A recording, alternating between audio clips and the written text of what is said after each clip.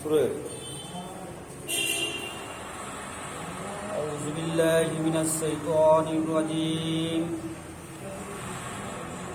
বিসমিল্লাহির রহমানির রহিম ইন্নাল্লাহা লা ইয়াগফিরু আন ইউশরাকা বিহি وَيَغْفِرُ مَا دُونَ ذَلِكَ لِمَن يَشَاءُ وَمَن يُشْرِكْ بِاللَّهِ فَقَدِ افْتَرَى إِثْمًا عَظِيمًا صدق الله العظيم।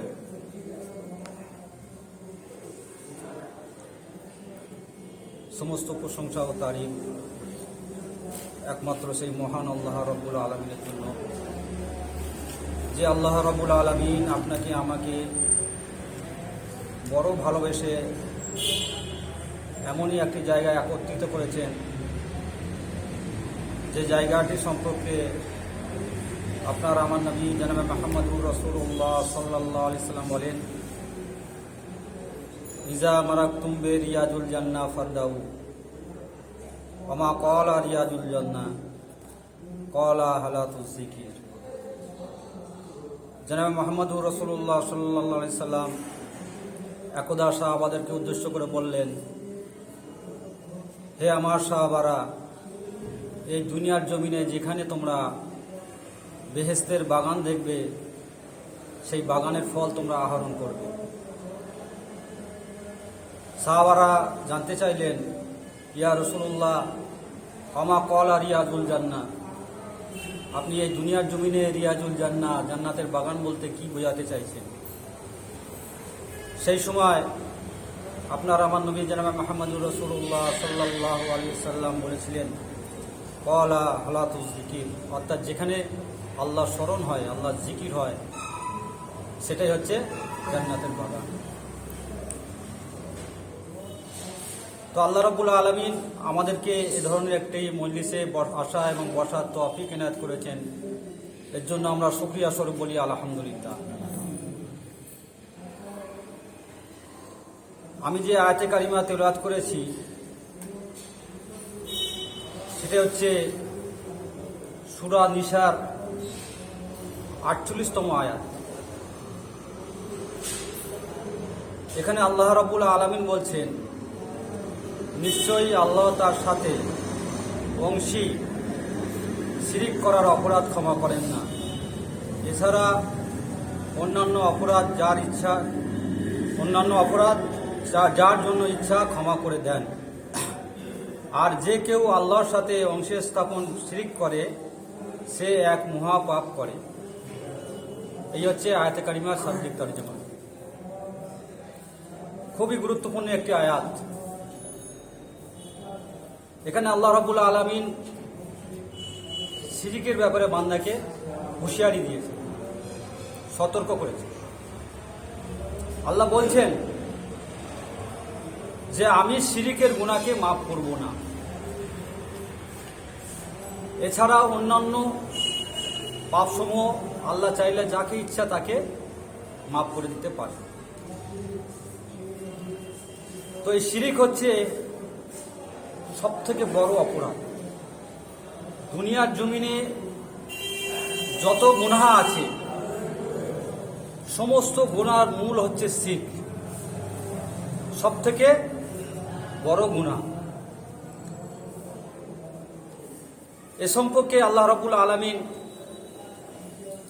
কালামের পাকের অন্যত্র বিস্তারিতভাবে তিনি জানিয়েছেন। লুকমান হাকিম রহমতুল্লাহ আলাইহি তার সন্তানকে উদ্দেশ্য করে বলছেন, ইয়া বুনাইয়া লা তুশরিক বিল্লাহ। সূরা লুকমান 21 পারার 13 নম্বর আয়াতে আপনি এটা পেয়ে যাবেন।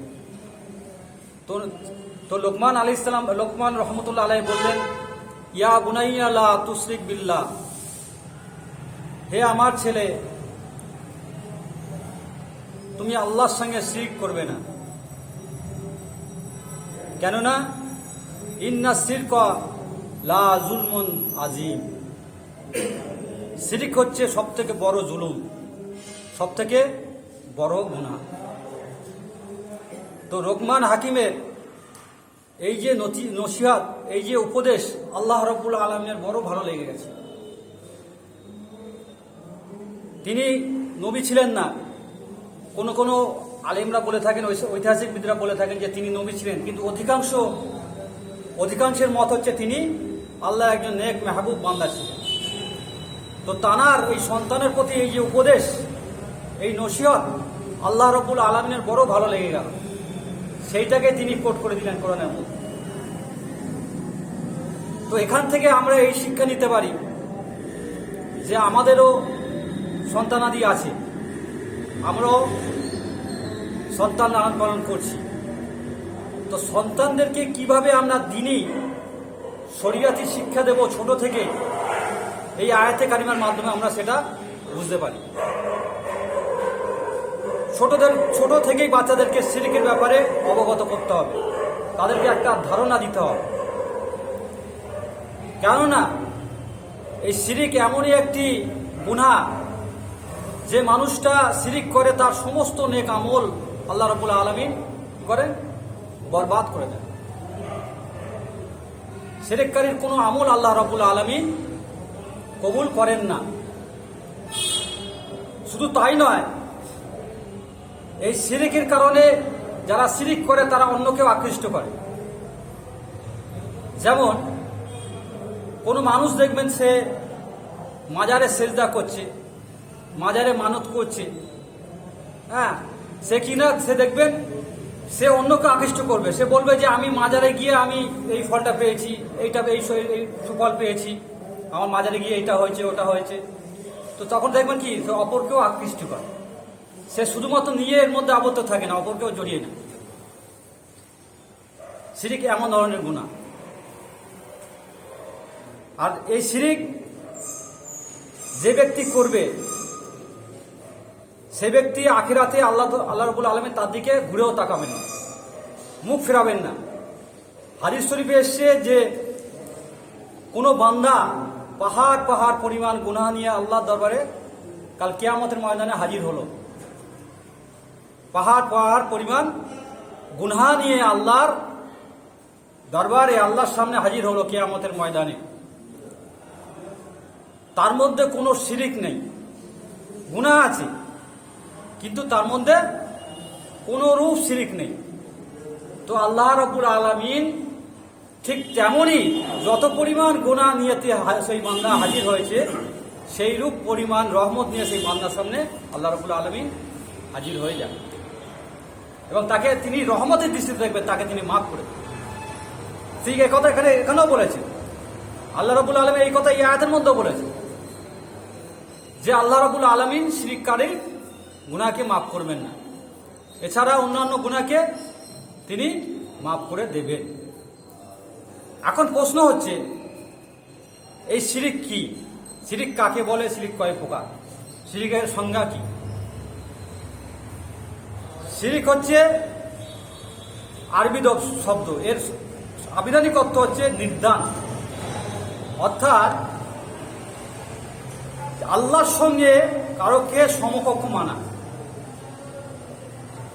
আল্লাহ যেটা পারেন অপরেও সেটা পারে, সেটা মনে করা, বিশ্বাস করা। বোঝা গেল? আল্লাহর কাজে, আল্লাহর গুণে, আল্লাহর মর্যাদায় এর সঙ্গে অন্যকে শরীক করে না। এটা জানতে হবে যে তৌহিদের বিপরীত হচ্ছে শিরিক। আর এই শিরিক তাহলে কি বলে গেল? যে আল্লাহর সঙ্গে শরীক করা, এক কথা।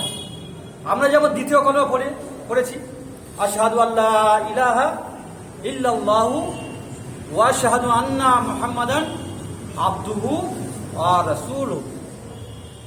এই যে কলেমাটা, এই কলেমাটা যদি কোনো বান্দা অস্বীকার করে, সে সঙ্গে সঙ্গে ঈমান থেকে খারিজ হয়ে যায়। সে সঙ্গে সঙ্গে ঈমান থেকে খারিজ হয়ে যায়। কেননা এই কলেমার মধ্যেও তাওহীদ এবং শিরকের ব্যাপারে বলা হয়, একত্ববাদ এবং শিরকের ব্যাপারে বলা হয়।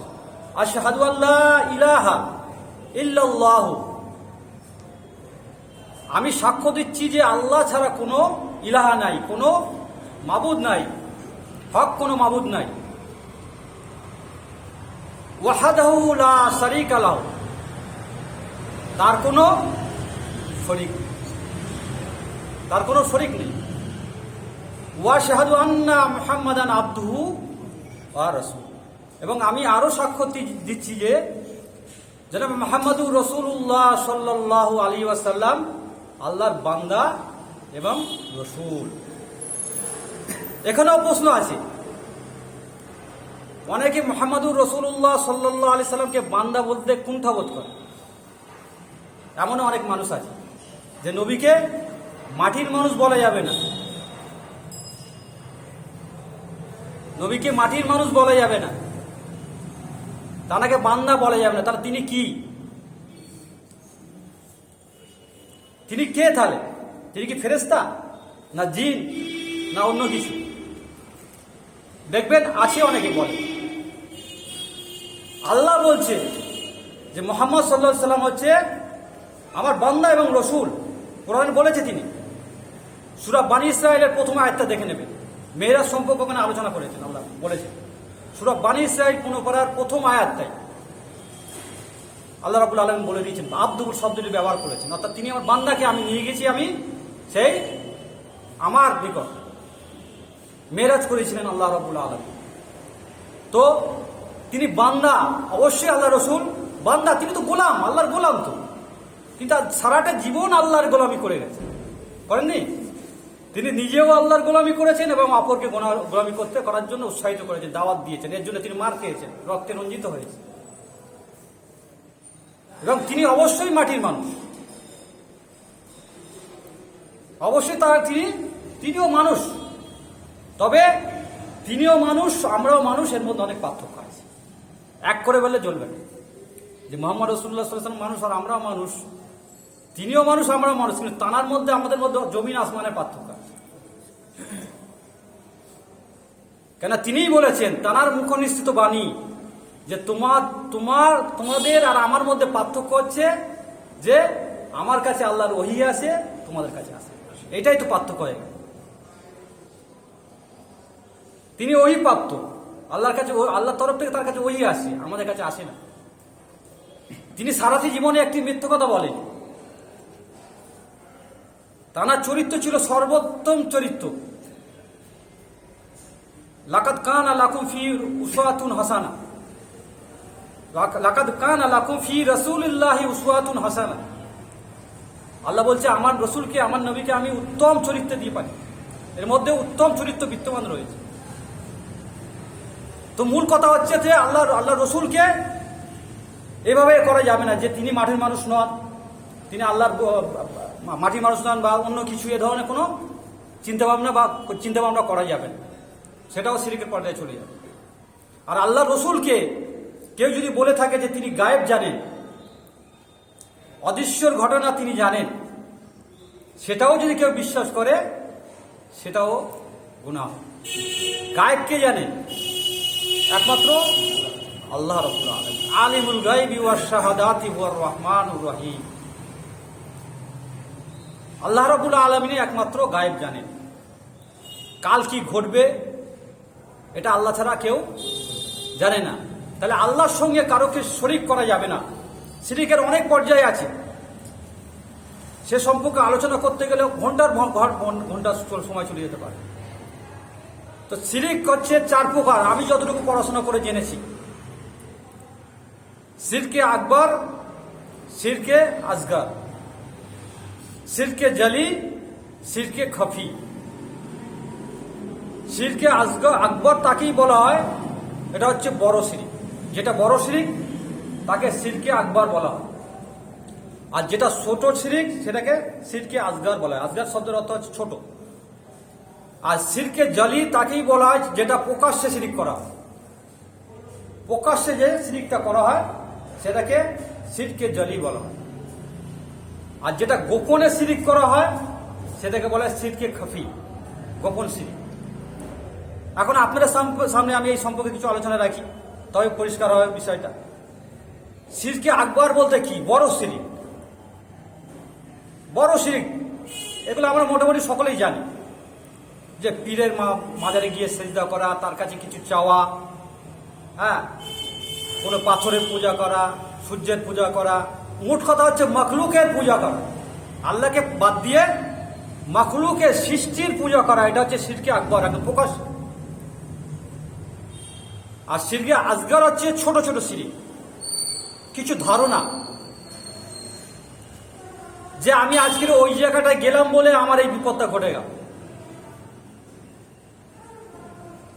আমি আজকে ওই জায়গাটা গেলাম বলে আমার এই বাড়ির বিপদটা ঘটে গেল, আমি যদি ওখানে না যেতাম আমার এই বিপদটা ঘটত না। আমি আমার ছেলেকে ওই ডাক্তার দেখিয়েছিলাম বলে আমার ছেলে বেঁচে গেল, বোঝা গেল? এইগুলো হচ্ছে শিরকে আসগার, ছোট শিরক। আমি না কাজ করলে আমার খাওয়া হবে না। রুজি দেওয়ার মালিক কে? আল্লাহ। একটা মাধ্যম দিয়ে তিনি দিয়ে থাকেন, তাই না? একটা মাধ্যমের দিয়ে তিনি দিয়ে থাকেন। এই ভাইটা ছিল বলে আমি আছি, ওই ভাইটা আমার একটা বিশাল উপকার করেছে বলে আমি আজ বেঁচে আছি, এই ধারণাটাও শিরক। কেন? আল্লাহ রাব্বুল আলামিন ওকে মিলিয়ে দিয়ে আমাকে বিপদ থেকে উদ্ধার করেছে। আল্লাহই ওনাকে আমার কাছে পাঠিয়েছে আমাকে বিপদ থেকে উদ্ধার করার জন্য। উনি হচ্ছে মাধ্যম, উনি আমাকে উদ্ধার করেনি, করিয়েছে আল্লাহ ওনার মাধ্যমে। বোঝা গেল? কয়েকটি আপনাদের সামনে রাখছি, সব বিষয় বলা সম্ভব না। শিরকে জালি, এটা প্রকাশ্য শিরিক, ওই ধরনের ওইটাকে বোঝায় যেগুলো প্রকাশ্যে শিরিক করা হয়, মানুষের সামনে দেখে গাছের পূজা করছে, পাথর পূজা করছে, মূর্তি পূজা করছে, এ পূজা হাবি যাবি নানান রকম পূজা করছে। এগুলো হচ্ছে কি? মাজারে গিয়ে সেজদা করছে, এ করছে, আমরা প্রকাশ্যে দেখতে পাচ্ছি। এখানে কি? প্রকাশ্য শিরক, শিরকে জালি। আর শিরকে খাফি হচ্ছে ওই গোপন শিরক, যেগুলো মনের মধ্যে থাকে। তো আমি এই যে নামাজ পড়াটা হচ্ছে সর্বোত্তম একটা ইবাদত, তাই না? যত ইবাদত আছে সমস্ত ইবাদতের মাথা হচ্ছে সালাত। তো নামাজ পড়তে আমি এসছি, এই নামাজ পড়তে আসাটা যদি লোক দেখানোর উদ্দেশ্য হয়, মানব সমাজে আমার ভাবমূর্তিটাকে যদি উজ্জ্বল করার জন্য করতে হয়, যে আমার ভাবমূর্তিটা ভালো হবে, মানুষ আমাকে নামাজি মুত্তাকি বলবে, পরেজগার বলবে, বা আমার শ্বশুর আজকে এসছে বাড়িতে, আমার শ্বশুরকে দেখানোর জন্য যদি আমি নামাজ পড়তে আসি, আমার শাশুড়ি এসছে, শাশুড়ির কাছে ভালো মানুষ সাজার জন্য আমি নামাজ পড়তে এসেছি, সমাজের কোনো প্রভাবশালী ব্যক্তিকে দেখানোর জন্য আমি নামাজ পড়তে এসেছি, এটাও শিরক, অবশ্যই শিরক। শুধু নামাজ নয়, যে কোনো দান, আপনি লোককে দেখাবার উদ্দেশ্যে আপনি যদি দান করি, সেটাও শিরক হয়ে যাবে। লোককে দেখানোর জন্য যদি দান করা হয়, পাহাড় পরিমাণ সম্পদ সোনা দানা যদি দান করা হয়, সেটা যদি লোককে দেখাবার জন্য হয়, আল্লাহ সন্তুষ্টির উদ্দেশ্যে যদি না হয়ে থাকে, তাহলে সেটা অবশ্যই শিরক, তার যা কিছুই পাবে। আপনার আমার নবী জনাবে মুহাম্মদুর রাসূলুল্লাহ সাল্লাল্লাহু আলাইহি সাল্লাম বলছেন যে কোনো ব্যক্তি যদি লোককে দেখাবার উদ্দেশ্যে পাহাড় পরিমাণ সম্পদ দান করে, তো তার মূল্য সে কিছুই পাবে না। দুনিয়াতে হয়তো একটু সম্মান পাবে, যে ওই লোকটা খুব দানি মানুষ, এত টাকা দান করেছে, এত কিছু দান করেছে, এসব দুনিয়াতে হয়তো পাবে, কিন্তু আল্লাহর কাছ থেকে কোনো কিছু পাবে না। ঠিক তেমনি কোনো ব্যক্তি যদি একমাত্র ইখলাসের সহিত আল্লাহকে সন্তুষ্টি করার উদ্দেশ্যে একটা খেজুরের অর্ধেক দান করে, তো সেইটাই হয়ে যাবে তার জন্য উহুদ পাহাড় পরিমাণ সওয়াব। কাল কিয়ামতের ময়দানে আল্লাহ রাব্বুল আলামিন ওই সমস্ত দানী ব্যক্তিদেরকে দেখে বলবে যে তোমরা কি উদ্দেশ্যে দান করেছো? তখন তারা বলবে যে আল্লাহ তোমাকে সন্তুষ্টি করার উদ্দেশ্যে। আল্লাহ বলবে মিথ্যা কথা বলছে, মিথ্যা কথা বলছে, সে তার কোনো যাজা তো পাবেই না, উপরন্তু তাকে জাহান্নামে যেতে হবে। এবং আল্লাহ রাব্বুল আলামিন বলবেন যে যাকে দেখাবার উদ্দেশ্যে তুমি এই কাজটি করেছো, আজ তার কাছ থেকে এই যাজা, এই প্রতিদান তুমি নিয়ে নাও। দিতে পারবে? হ্যাঁ, আমি এই মানুষটাকে দেখাবার উদ্দেশ্য করেছি, আমি এই মানুষটাকে দেখাবার উদ্দেশ্য করেছি। তো সেই কিয়ামতের ময়দানে তো এও ইয়া নফসি ইয়া নফসি বলবে, এও ইয়া নফসি ইয়া নফসি বলবে। তারা কি দেবে আমাকে? এবং হাদিস শরীফে এসেছে যে একজন শহীদকে আল্লাহর সামনে উপস্থিত করা হবে, আনা হবে, তাকে জিজ্ঞাসা করা হবে যে তুমি কিসের জন্য শহীদ হয়েছো, কি কারণে শহীদ হয়েছো? তো সেই শহীদ ব্যক্তি বলবে, হে আল্লাহ রাব্বুল আলামিন, আপনার জমিনে আপনার দ্বীনকে প্রতিষ্ঠিত করার জন্য আমি শহীদ হয়েছি। আল্লাহ বলবে মিথ্যা কথা বলছো, মিথ্যা কথা বলছো। তোমাকে লোকে গাজী বলবে, তোমাকে লোকে গাজী বলবে, লোকে তোমার প্রশংসা করবে, এই কারণে তুমি শহীদ হয়েছিলে। তোমার যা তোমার পুরস্কার আজ আমার কাছে নেই। তুমি যাকে দেখাবার উদ্দেশ্যে, যাদের উদ্দেশ্যে এই শহীদ হয়েছিলে, যাদের প্রশংসা পাওয়ার জন্য শহীদ হয়েছিলে, আজ তাদের কাছে এক প্রতিদান তুমি নিয়ে। তো এটাও শিরক, লোককে দেখাবার উদ্দেশ্যে কোনো কিছু করা। আমরা রক্তের মাংসের মানুষ, আমাদের মধ্যে বিভিন্ন রকম আবেগ কাজ করে থাকে, করতেই পারে, স্বাভাবিক, হওয়াটা স্বাভাবিক, কি হতেই পারে, মানুষ মাত্র। আমি একজন বক্তা, আমার মধ্যে যদি এটা এসে, এই বাসনা এসে যায় যে আমি ভালো বক্তব্য রাখতে পারি, লোকে আমার প্রশংসা করবে, নাউজুবিল্লাহ মিন জালিক, এটাও আমার জন্য শিরক হয়ে গেল, লোককে দেখাবো। তো এই আবেগগুলো এসে যায় অটোমেটিক। মানুষ যখন কোনো ভালো কাজ করে তার মধ্যে এই শয়তানি অসহসা আসতেই পারে। তো তাকে সেই সময় কি করতে হবে? আল্লাহর কাছে সাহায্য চাইতে হবে। আল্লাহ, আমি এই যে নেক কাজটা করছি, ভালো কাজটা করছি, আল্লাহ গো, আমি যেন তোমার সন্তুষ্টির উদ্দেশ্য করতে হবে। আমি যেমন প্রকাশ্য দান করব, প্রকাশ্য দান করা উচিত মানুষকে উৎসাহিত করার জন্য, ঠিক তেমন আমি গোপনেও দান করব। আল্লাহ নবীর হাদিস আছে না, তুমি ডান হাতে দান করে বাঁ হাত জানতে পারবে না। তো আমাকে প্রকাশ্য যেমন দান করতে হবে, গোপনেও দান করতে হবে। প্রকাশ্য যেমন আমাকে এসে মসজিদে এসে 5 ওয়াক্ত নামাজ জামাতের সঙ্গে আদায় করতে হবে, আমাকে গোপনেও করতে হবে। গোপনে কিভাবে করবেন? ওই বাড়ির মধ্যে তাহাজ্জুদের নামাজ আছে, ইশরাকের নামাজ আছে, জোহার নামাজ আছে, বিভিন্ন নফল নামাজ, কিছু কিছু কথা গোপনে। তাহলে কি হবে? এটা কেটে যাবে যে না, আমি গোপনে একমাত্র আল্লাহর সামনে দাঁড়িয়ে আমি এই ইবাদতটা করছি। শুধু তাই নয়, আমার মনের মধ্যে চিন্তা চেতনা, এই জিকির, এই স্মরণটা সর্বদা থাকবে। আল্লাহর জিকির, লা ইলাহা ইল্লাল্লাহ। জিকিরটা এমনই একটা জিনিস যেটা মানুষ জানতে পারে। পারে কি? আপনি জিকির করলে মনে মনে কেউ জানতে পারবে না। এই জিকিরটা যদি আমি মনে মনে করি, তাহলে আল্লাহ রাব্বুল আলামিন সঙ্গে এটা কানেকশনটাই হয়ে যাবে যে না, আমার বান্দা আমাকে সত্যি আমাকে চায়। এটাও একটা আল্লাহকে পাওয়ার, আল্লাহকে সন্তুষ্টি করার বিশাল একটা মাধ্যম। তো আমরা মনে মনে জিকির যত বেশি থেকে জিকির করবো, বেশি করবো, আল্লাহ রাব্বুল আলামিন কি করবেন? তত বেশি আমরা আল্লাহর নৈকট্য লাভ করতে হবে। তো এই সমস্ত শিরক থেকে বাঁচতে গেলে কি করতে হবে? আমাদের যেমন প্রকাশ্যেও দান করতে হবে, গোপনেও করতে হবে। প্রকাশ্যে সলাত আদায় করতে হবে, গোপনেও করতে হবে। প্রকাশ্যেও জিকির যেমন করতে হবে, গোপনেও করতে হবে। তার শিরিক হচ্ছে কি? এই শিরিকটা হচ্ছে কি? এটাকে বলা হয় রিয়া। আল্লাহ রসুল এই শিরিকটাকে, এই যে লোক দেখানোর ব্যাপারটাকে কি বলেছে? রিয়া বলেছে, যেটাও শিরিক, ছোট শিরিকের পর্যায়ে। তো এই সমস্ত শিরিকের অনেক প্রকারভেদ আছে, অনেক সংজ্ঞা আছে, অনেকে আছে, কত আলোচনা করবে।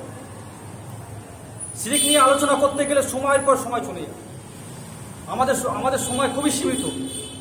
আমার অনেক ভাইরা এখানে আছেন, তারা কি আর সারাদিন কাজ কাম করে আসে, তাদেরকে বেশি সময়টা করাটাও ঠিক হবে। তো এই শিরিক সম্পর্কে আমাদের বেশি থেকে বেশি আমাদের কি করতে হবে? জানতে হবে, বুঝতে হবে।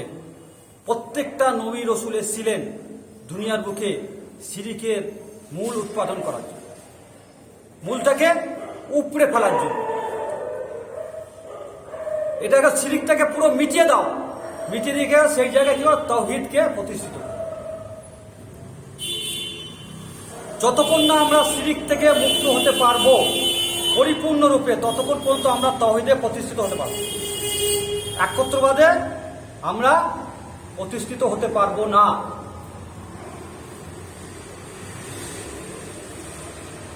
আল্লাহ রসুল এই ব্যাপারে আরো একটি হাদিস মনে পড়ে গেল, যে আল্লাহ রসুল বলছে যে তোমাকে যদি, এক সাহাবীকে তিনি উপদেশ দিচ্ছেন, নসিহত করছেন, যে তোমাকে যদি কেটে টুকরা টুকরা করে জ্বালিয়েও দেওয়া হয়, আগুনে জ্বালিয়ে দেওয়া হয়, তার সত্ত্বেও তারপরেও তুমি আল্লাহর সঙ্গে শিরিক করবে, আল্লাহর সঙ্গে শিরিক করবে না। আজ আমরা দেখবেন অনেক বাড়িতে বাচ্চাদের কি গলায় মাদুলি ঝুলিয়ে রাখে, এটাও কিন্তু মস্ত বড় একটা, এটাও ছোট শিরিকের পর্যায়ে পড়ে যাবে। এবং ছোট শিরিক করলে যে গুনাহ কম হবে, আর বড় শিরিক করলে গুনাহ কিন্তু দুটোই কাবিরা গুনাহ। শিরিকের গুনাহ কিন্তু দুটোই কাবিরা, দুটোই কিন্তু শিরিকের পর্যায়ে, যেহেতু দুটোই কাবিরা গুনাহ, এর মধ্যে তারতম্য কিছু নেই যে আমি ছোট শিরিক করছি বলে আমার গুনাহ বাড়তে কম হবে না। এই যে মাদুলি ঝোলানো, হ্যাঁ, কোনো বাচ্চাকে মাল্লি ঝোলা দিয়ে, কোনো একজন বুজুর্গ মানুষ মাল্লি দিল, আর সেই বাচ্চার মা বাবা বলছে, দেখেছো ওই হুজুর আমাকে মাল্লি দিয়েছে, আমার বাচ্চার মাল্লি দিয়েছে বলে আজ বাচ্চা ভালো আছে, রোগ সেরে গেছে, হয়েছে। এখন পুরো সেরে কি আনে, পুরো সম্পূর্ণ রোগ সেরে। যদিও সেটা কোরআনের আয়াত হয়ে থাকে,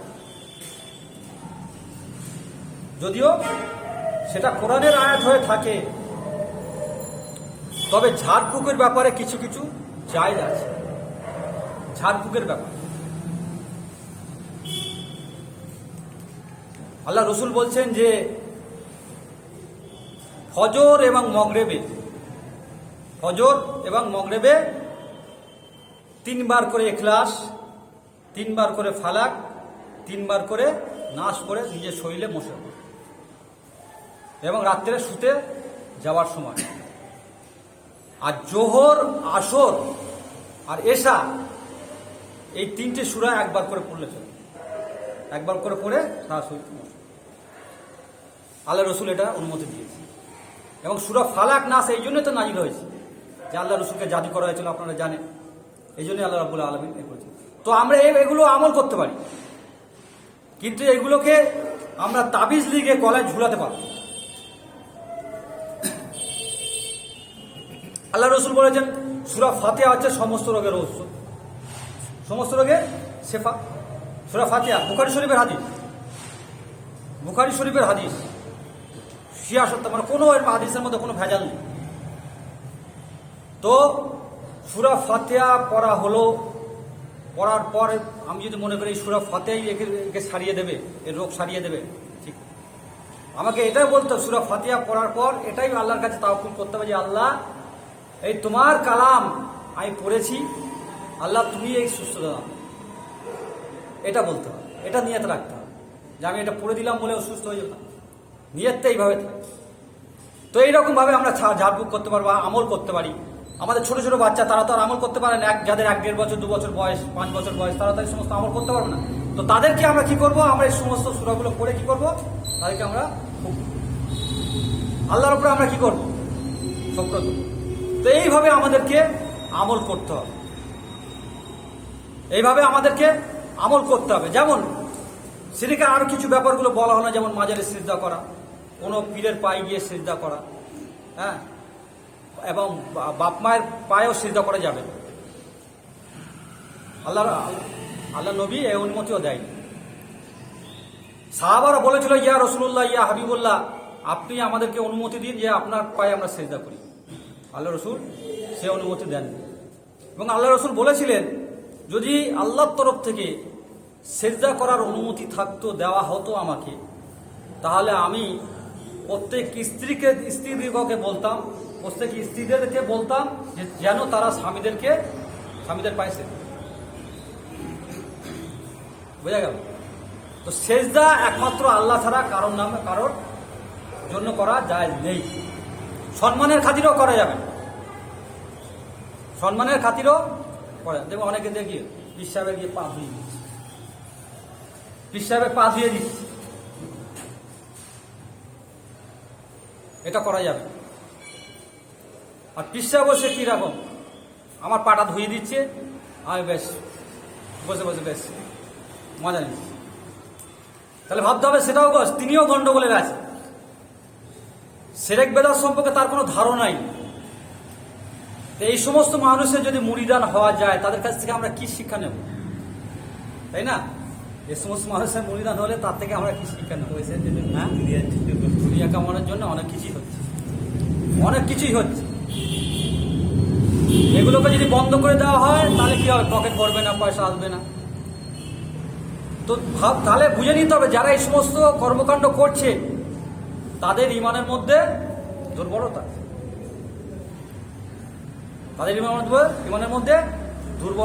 আছে। তাদের থেকে আমাদেরকে দূরে থাকতে হবে।